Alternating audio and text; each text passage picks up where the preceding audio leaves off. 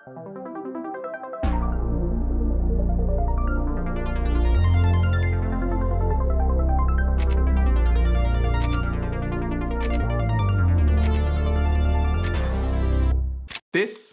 is the Fujifilm 90mm f2, and it's one of my favorite portrait lenses. In this review, I won't be shooting test shots and I won't be going into extreme pixel peeping. There are so many other reviews out there that offer that. I would just like to give my honest feedback, having used this lens professionally for a few months with you guys. So, not only is this an excellent portrait lens, it's also a fantastic telephoto, which is great for events or anything where you need a 135mm full frame equivalent reach. So I've had this lens for around 4 months now, and in this time it has quickly grown to be one of my absolute favorites, and it is, in my opinion, one of the best lenses available for the Fuji system. Sharp, fast, and just incredible. Like, the photos taken with this lens come out absolutely stunning. And look, a 135mm full frame equivalent is fairly long. All the lenses I'd used in the past were never this long. My two favorite focal lengths in general are 28mm and 50mm, but after buying this 90mm f2 on a whim because I'd heard so many incredible things about it online, and shooting with it, I've quickly grown to love the longer focal length, and I love the unique perspectives that it gives when using it, not just as a portrait lens, but also for events and even landscapes. It really makes you think about the framing of this shot. Like, it is definitely remarkably tight and difficult to use indoors, but not impossible. But difficult to use indoors unless you have a really large studio space with lots of room. But outdoors, especially for full body portraits, I think it just shines. When you use it to photograph close-up portraits of people's faces, however, it can be a little too much compression-wise, leading people to look a little bit chunkier than they really are. It really just depends on the shot. So, sometimes I will use the 50mm or the 56mm, and sometimes I think the 90 is the go-to. But just in general, when I'm doing portrait shoots nowadays, I'll always have the 90, the 50 or the 56, and the 32mm as well, or the 35mm. So it's sort of just like, I think that that's like a nice trio to bring with you for portrait shoots, because that really covers all scenarios, if you will. This lens has quad linear motors, and what does that mean? Well, quad linear motors, basically, it's got 4 autofocus motors inside of it. They're suspended with magnets. So a fun fact about this lens, if you turn it off and you kind of shake it, it sounds like it's rattling, which at first is a little unsettling because you think the lens is broken, but that's totally normal. When the lens is turned on, the magnets actually engage and the rattling goes away. So they're like suspended inside of there, and what these quad linear motors basically do is, I think outside of the new 18, 23 and 33 WR primes, makes this the fastest focusing lens available for Fuji. I think, yeah, outside of those new primes, I have not tested anything that is faster than this in terms of how quickly it focuses, but also actually how accurately it focuses as well. I've had absolutely no issues in terms with accuracy on either my X-H2S or my X-T5.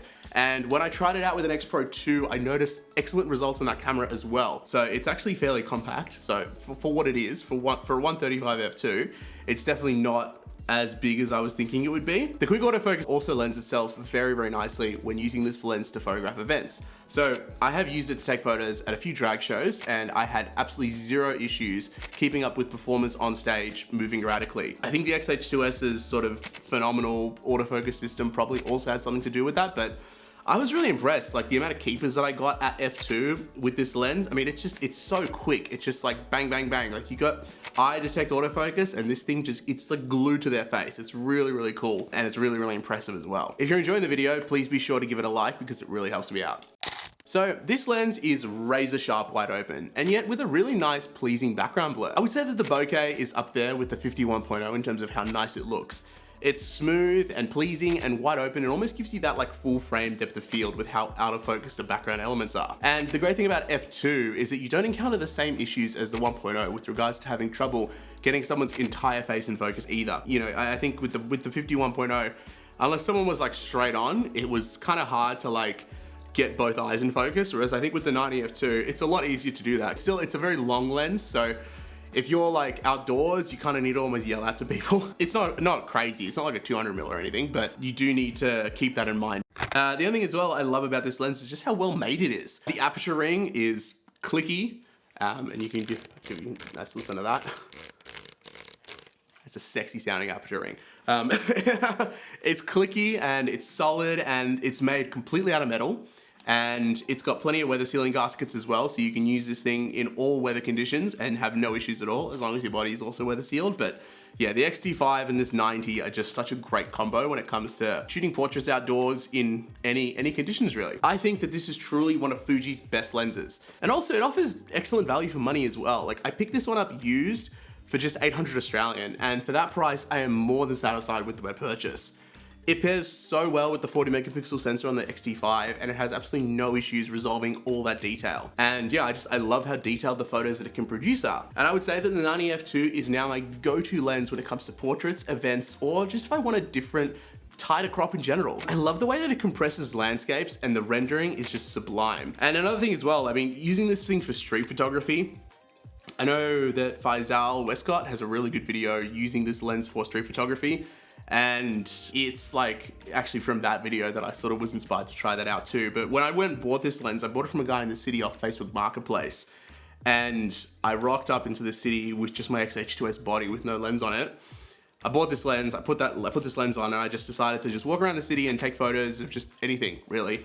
And I was really impressed. Like, at first it was a little bit tricky because it's such a long focal length and I had never really shot with anything this long before. But, you know, as the day went on, I really started to like get into it, and I really started to enjoy it. And I started to actually have a lot of fun taking this like really different perspective on photos. And they're on the screen now, you can just check them out. But I was so impressed. I was really, really impressed with this, and I would love to absolutely go out and do some more street photography with this lens. So definitely let me know if you'd like to see that.